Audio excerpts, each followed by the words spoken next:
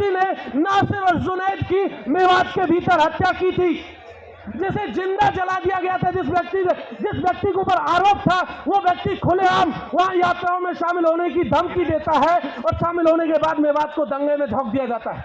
Mumbai Jaipur train के भीतर एक हमला किया गया और वो हमला उस व्यक्ति की तरफ से किया गया जिसके ऊपर हमारी सुरक्षा की जिम्मेदारी थी।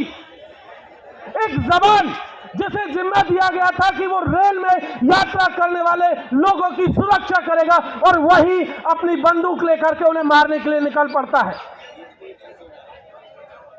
ये कितनी शर्मनाक बात है कि सबसे पहले वो अपने सहकर्मी को गोली मारता है और उसके बाद चुन चुन करके, चेहरा देख देख करके, दाढ़ी पहचान करके 3 मुसलमान यात्रियों की हत्या करता है।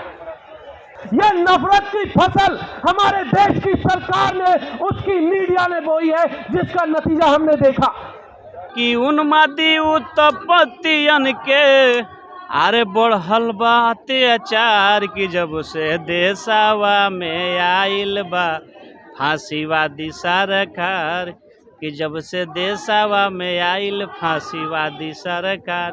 कतनो करबो माई माई अब की सरकार बच न पाई।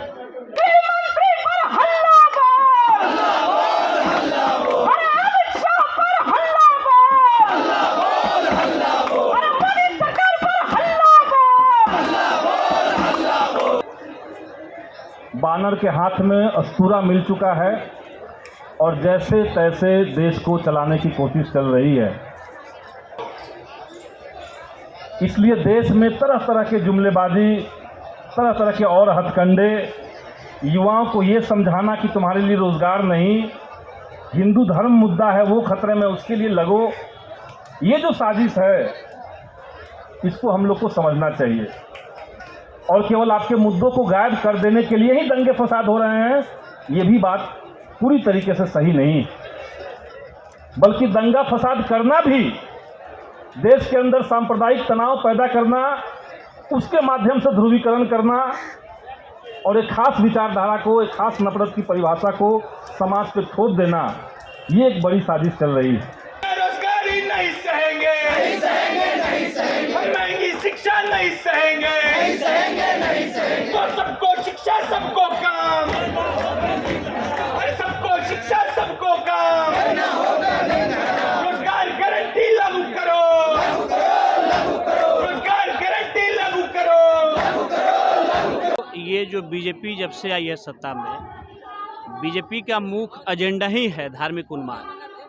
समझ गए ना कि हम लोग एक गाना गाते हैं कि उन्मादी उत्पत्तियन के अरे बढ़ल बा अत्याचार की जब से देशवा में आइल बा फांसीवादी सरकार कि जब से देशवा में आइल फांसीवादी सरकार।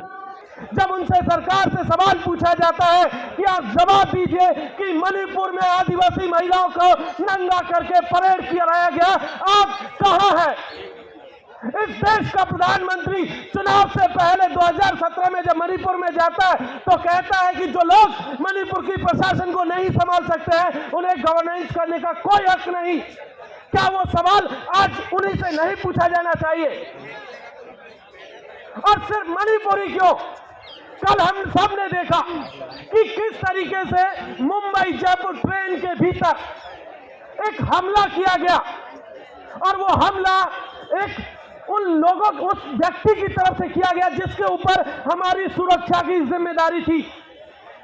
एक जवान जिसे जिम्मा दिया गया था कि वो रेल में यात्रा करने वाले लोगों की सुरक्षा करेगा और वही अपनी बंदूक लेकर के उन्हें मारने के लिए निकल पड़ता है।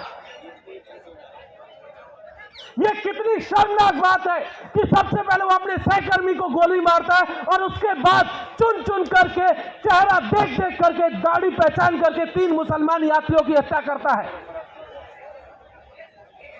यही वो मुद्दा है जिसको उठाने की जरूरत है, जिसे लगातार कहा जा रहा है कि वो व्यक्ति मेंटली अनस्टेबल है। अगर व्यक्ति मेंटली अनस्टेबल है तो वो ड्यूटी पर क्या कर रहा था?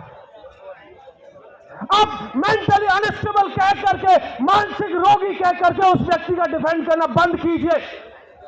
यह नफरत की फसल हमारे देश की सरकार ने, उसकी मीडिया ने बोई है, जिसका नतीजा हमने देखा कि किस तरीके से अब जो है वहां पर गोलियां बरसाई गई। क्या हम लोग ये नहीं मान ले कि हमारी सरकार ने इस देश के नागरिकों के ऊपर एक सबसे बड़ा सवालिया निशान लगा दिया गया है कि अगर आप कहीं सड़क पर चल रहे होंगे, कहीं यात्रा कर रहे होंगे, तो हो सकता है कि सरकार का कोई व्यक्ति जिसे हमारी सुरक्षा की जिम्मेदारी है या किसी और तरीके की जिम्मेदारी जिसके ऊपर है, वो हमारी हत्या नहीं कर देगा। ये सवाल यहां से पूछा जाना चाहिए।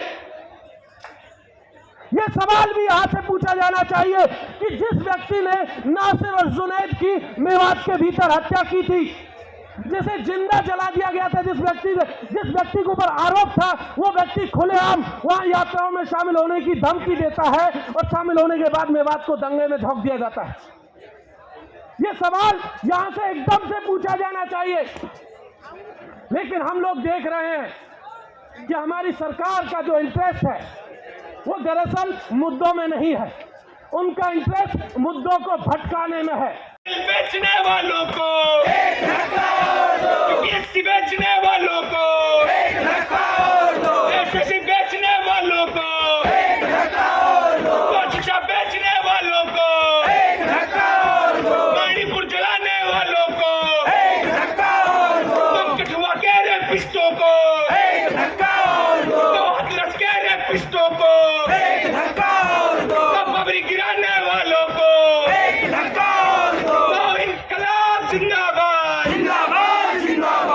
ये नफरत की जो आंधी इन लोगों ने चलाया, इनको ये इल्म नहीं है कि ये नीचे कहां तक चला गया। जब NTCA प्रोटेस्ट जामिया में चल रहा था, याद कीजिए, जामिया में चूंकि मुस्लिम स्टूडेंट्स का संख्या ज़्यादा है, वो लोग आंदोलन कर रहे थे, वहाँ एक व्यक्ति सीधे रोड पे आके बंदूक तानता है, गोली मार देंगे। उसी तरीके से ये हुआ। तो ऐसे लोगों को तो बढ़ावा मिल रहा है।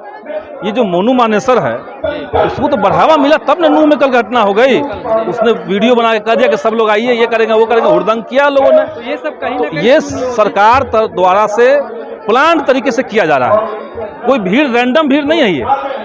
ये जो सांप्रदायिकता फैलाने वाले लोग हैं, ये कोई ऐसे रैंडम है जिसको अचानक से गुस्सा गया, वो बात नहीं है, बल्कि सुनियोजित तरीके से ये करते हैं, क्योंकि इनको पता कि इनको बचाने के लिए ऊपर से सरकार बैठी हुई है। न सिर्फ बचाने के लिए, बल्कि फ्यूचर में इनको नेता बना देगी।